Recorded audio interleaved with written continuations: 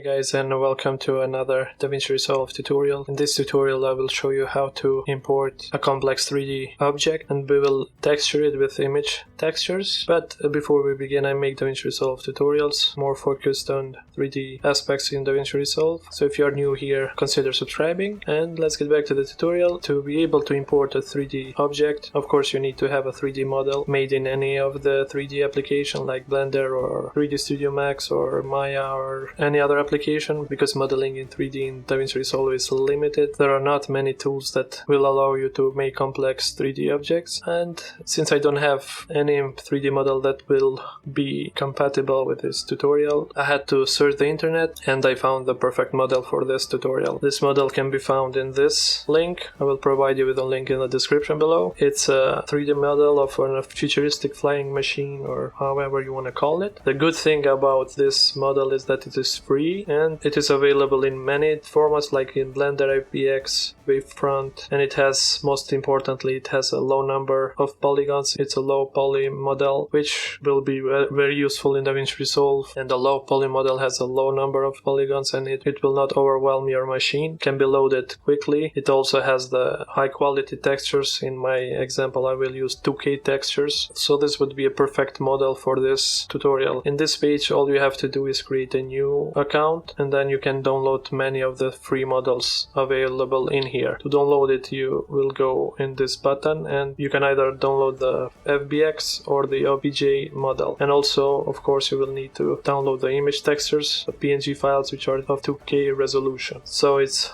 a really nice model and has lots of details. Now let's go back to DaVinci Resolve 17. First of all, I'll create a new fusion composition, right click, new fusion composition, call it 3D model. I will drag this here and we will go immediately to the fusion page of DaVinci Resolve. Now there are two methods of importing a model, a 3D model. One is to create a FBX mesh node by control space and search for FBX mesh 3D, but since the FBX mesh 3D only gives us one node and we are not able to edit the details of the model, we have to go with the other method. Go to the fusion menu, import FBX scene, and find your downloaded model, and in this case my model looks like this. In this folder I have the OBJ file, and in this other folder I have all the textures which are of 2K resolution. Now if I go in the object model, I need to select this OBJ file, and here in this new dialog box you have to choose all the options that are available. You make sure to have checked the hierarchy checkbox, the nulls, the meshes, and the materials checkbox. We don't need the animation, camera, and lights because we can add them in DaVinci Resolve. So after you have done all of these, just click OK. And now the model is loaded. Just make some arrangements. Let me bring this media out down here. And now this might look very complicated, but you will see that it's not very complicated model, but it just divided in many parts. And also you can notice that it's not in English. Some of the parts are not in English. I think they are in Turkish, but it's very easy to understand which node represents which part of the model. Now, first of all, I will select all of these and hit delete to remove them. And also I will need to delete these nodes over here. Let me zoom out by control clicking and using the middle scroll wheel of the mouse. Now we can do some arrangements. Let me bring this to the left. So now if I go to the root node, make sure we go to single viewer. If I hit number 1, since this model is too big, we are inside of it, but to be able to see the whole model, we can just click the F key to frame the whole 3D object in the screen. Now if I hold the Alt key and click the middle mouse wheel, and move the mouse, we can rotate it around. In this view we cannot see it clearly, but if we go here and change the default lighting to shadows or lights, then we can see the model in more details. As you can see, this is a pretty nice 3D model, and if we enable the wireframing, you can see the polygons and the mesh that represents this 3D model. Let's disable the wireframe. Now we can go ahead and apply the textures. Now let me show you how each part of this model looks like. Go to dual viewer, and if we go here and type number 2, select this viewer and hit the F key, you can see each part separately. So this is a pedal of this flying machine. Then if we select this and hit number 2, we will see the other pedal. Then if I click here and hit F, you can see that this is the steering wheel. You can see it selected here. on the left screen. Now we can lock the chassis of this model, the outer frame of this vehicle. Hit number 2, go here, click, hit the F button. This is the main part, or the biggest part of this model. You can see that we don't have the fans, the headlights, the engine, because they are represented separately in other nodes. If you hold the control and move the mouse wheel, you can zoom in and zoom out. Now let me see the other part. These are the fans. We have 2 fans. That's why each node here is connected sometimes with 2 other nodes, because depending on how many parts are represented. For example, for the fans we have 2 fans, and then if we look at this node, it is connected to 3 other nodes.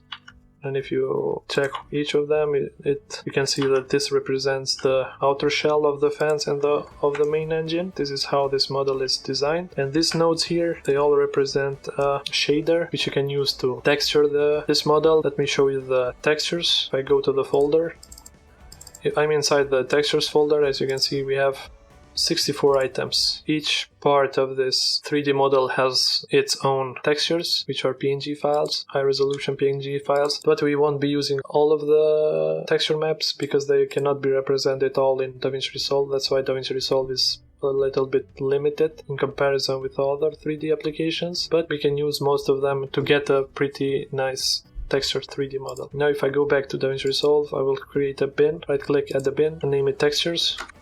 Go inside, right click, import media, and I'm in the textures folder, Ctrl A to select them all and open them. Now I will not show you how to texture all of them, all of these parts of this model, because it will take a lot of time, and to make this tutorial shorter, I'll just show you how to texture the biggest part of the model, like the chassis, the fans, and the outer shell of the engines and the fans. But the process is all the same. All we have to do is create a texture and connect to each part of it. So now let's start with the chassis. Now as you can see, we have a lot of textures, but in the front you can see that the texture is named accordingly. Each node here has its own textures, and we can filter them if we go in the search. We need to filter by file name, and if I look for the chassis, I will type chassis. And here we have 8 textures for the chassis. We don't need all of them, so I will use the normal, but won't be using the height map. I can delete it. The opacity, I can delete it. The emissive, I can delete it. These all cannot be represented in DaVinci Resolve. That's why we will use a limited number of textures. I can delete the normal DirectX. Now we are down to 4. Let's start with the base color. Bring it here. I can rename this to chassis base color. And after each texture we can use a texture 2D node, Ctrl space. This is good to have it in case you want to change the UV coordinates of the texture. It is safe to have it.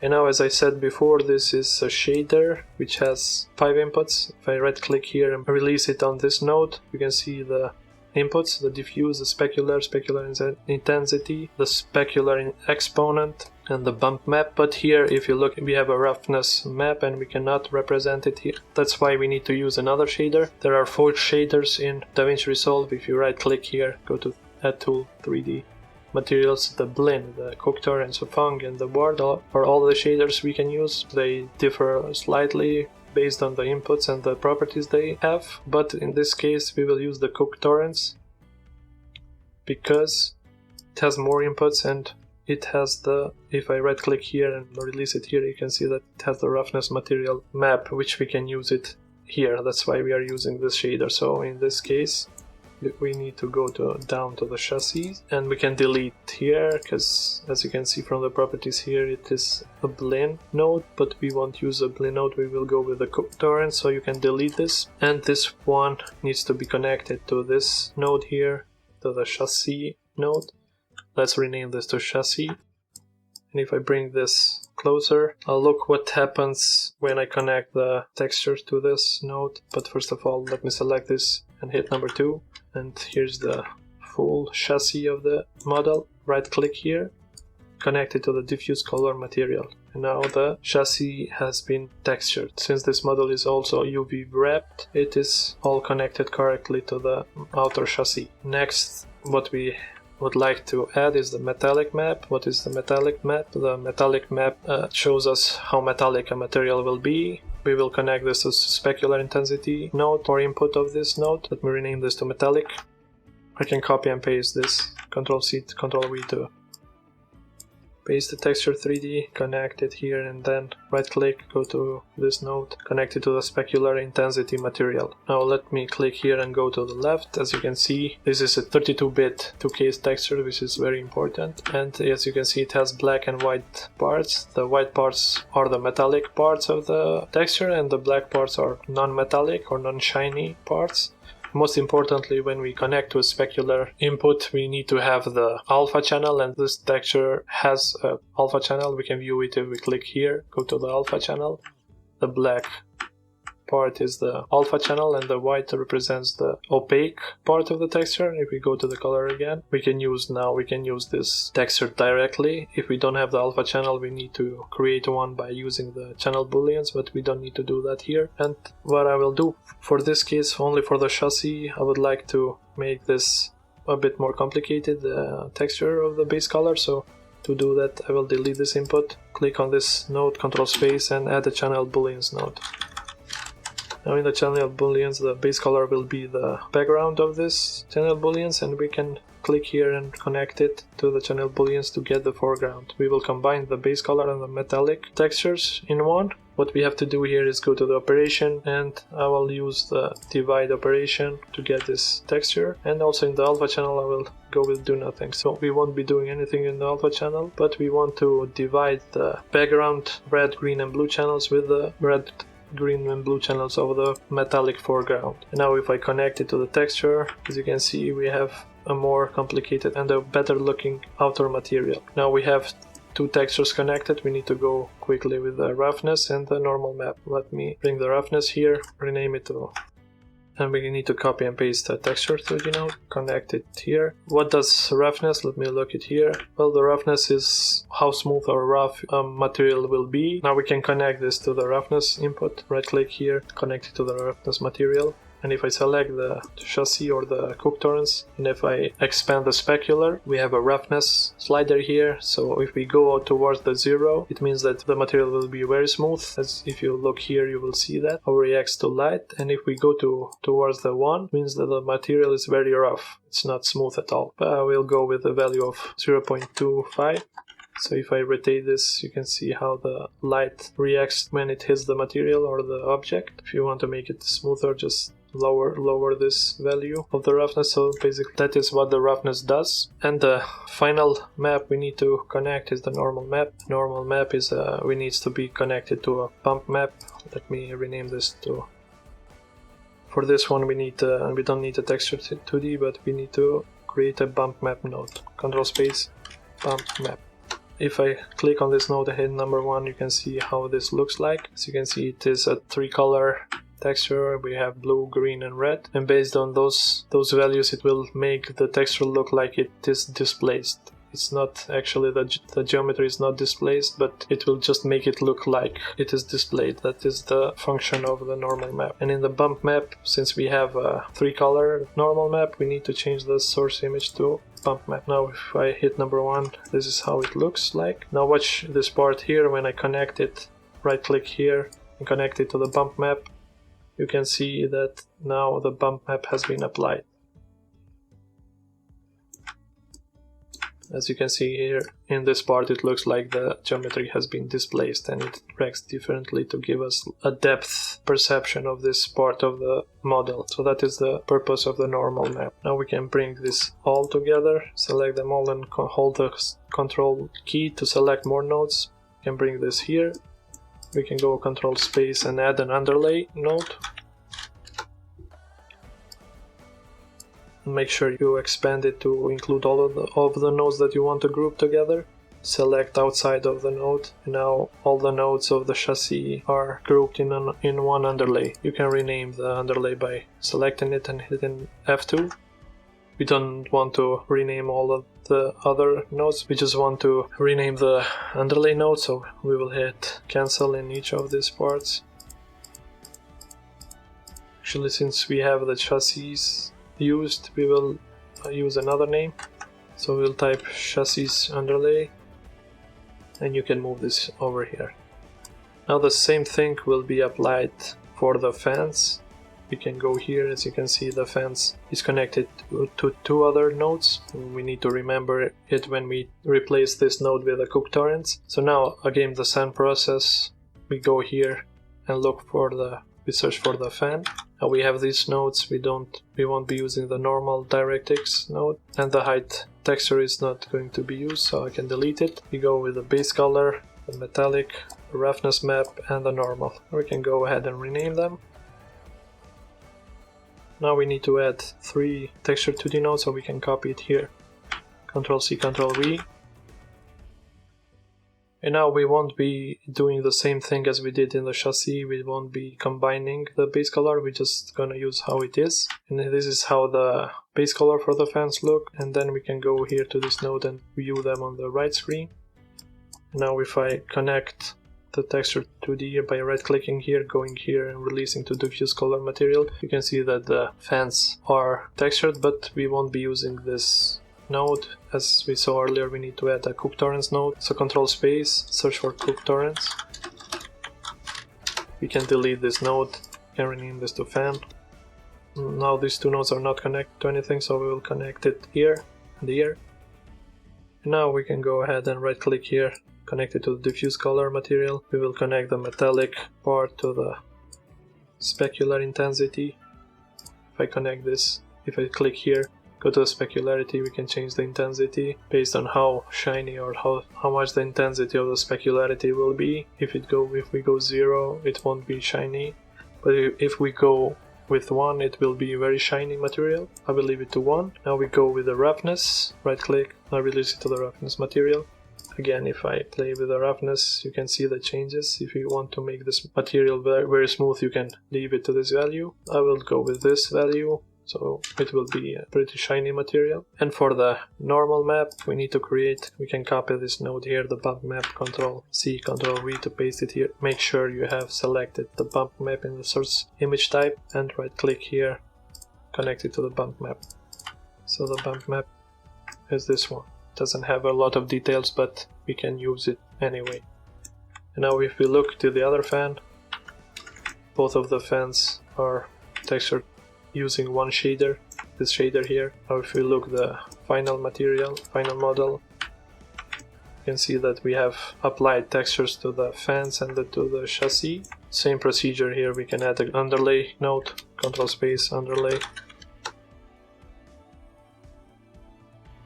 And we can move them all together. Now finally, for this tutorial, I will just show you how to also add texture to this and the outer shell of the engine, and then I will leave the other parts for your homework or for your exercise, but the process is all the same. Let me just go quickly and do that for this part. I can move this down here to have a better look or better view of these parts. As you can see, this part is connected to 3, so we will have a same texture for 3 parts of this model, this one, and this one. So these are all outer shells of the main engine and the fans. Now look at this name here, we need to filter the textures based on that name. But in this case, since we have this word in many places, I will go also and type the underline, and now we have all the maps for this part of this 3D model. Delete the maps that we don't use and go ahead and add them here.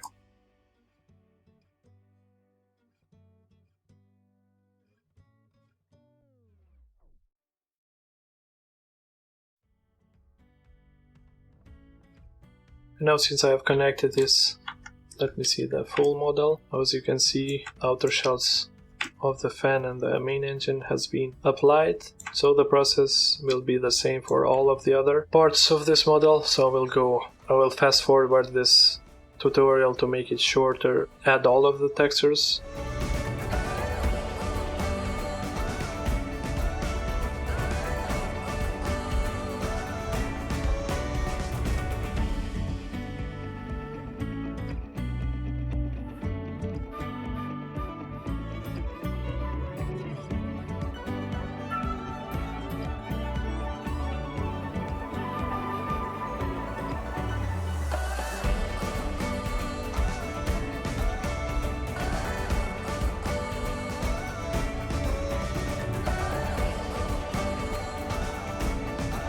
And there we go. This is the full model with all the textures applied for each part. Let me go to the single viewer here. If we hold the Alt and middle mouse wheel and move it, we can rotate around and see all the details. So we have textured the shell, the fans, the headlights, the engine, the chassis and pedals and steering wheels and all of that. And this will be our final model textured. So hopefully you learned something from this tutorial. I hope you can use any of these concepts in your future projects. And before you go, I have more 3D tutorials in DaVinci Resolve. If you want to check them, just click on the card above. If you have any questions, leave them in the comment section below. Make sure to like this video and consider subscribing to my channel. And with you guys, see you in the future videos. Thank you for watching this video. Take care and bye.